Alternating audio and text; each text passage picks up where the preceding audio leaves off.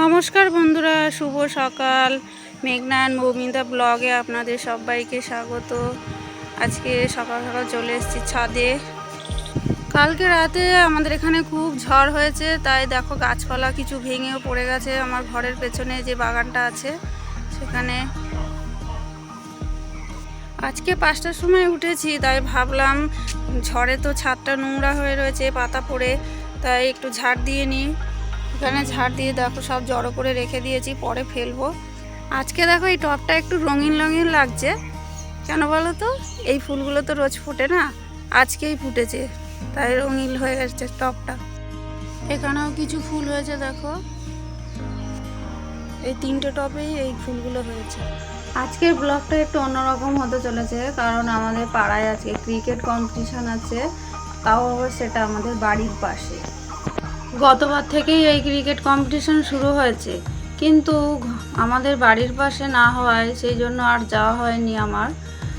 এবারে যেহেতু বাড়ির পাশে, তাই একটু সময় হলেও যাওয়া হবে সেখানে। তাই ভাবছি রোজকার রুটিন আজকে আর আপনাদের সাথে শেয়ার করব না, একেবারে বিকেলবেলা থেকে ব্লগটা শুরু করব, আর খেলার কিছু কিছু মুহূর্ত আপনাদের সাথে শেয়ার করব।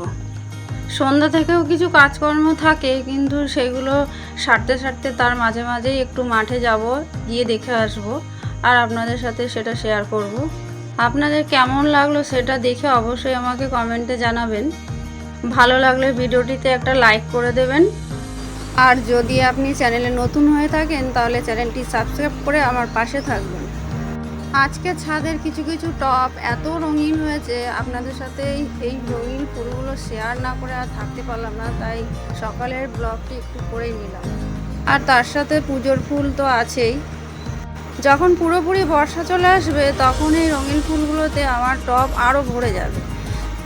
দুপুরের সব কাজকর্ম সেরে এবার মাঠে চলে এলাম, যেখানে খেলা হবে সেই জায়গাটি এখন অনেকেই রয়েছে। এটা হলো পুরস্কার প্রদর্শনী মঞ্চ।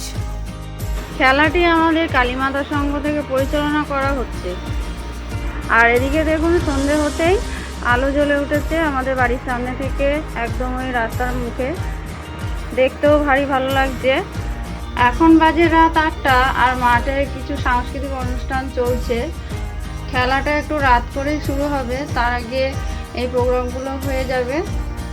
আমি বেশিক্ষণ মাঠে থাকতে পারবো না, কারণ আমার ছেলের খাওয়ানোর টাইম হলে আমাকে আবার চলে যেতে হবে, তাই এর ফাঁকে একটু দেখে যাচ্ছি প্রোগ্রামগুলো। সবাই এসছে আশপাশ থেকে। বাড়ির পাশে কোনো প্রোগ্রাম হচ্ছে, আর সেখানে না যেতে পারলে একটু মনটা খারাপই লাগে। আর বাচ্চাদের নাচ দেখতে তো সকলেরই খুব ভালো লাগে, আর এখানে বিশেষ করে আমাদের বাড়ির মেজো মেয়ে রয়েছে, তাই আরও বিশেষ করে আসা।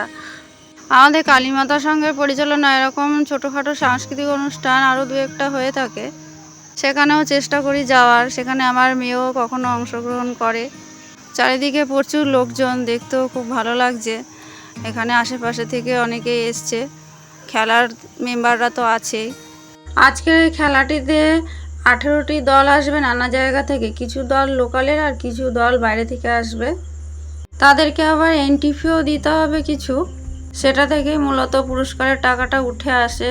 সেটা আবার ফাইনাল 2টো টিমের মধ্যে পুরস্কার হিসেবে সেটা ভাগ করে দেওয়া হয়। এখন বাজে রাত 12টা, তাই শুতে যাওয়ার আগে একটু খেলার মাঠে চলে এলাম খেলা দেখতে।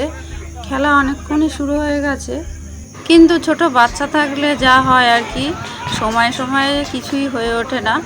আর ভিডিওটি আপলোড করতেও হয়তো 2-1 দিন দেরি হয়ে যাবে। আজকের ব্লগটা এখানেই শেষ করলাম, দেখা হবে আবার একটি নতুন ব্লগে। শুভরাত্রি।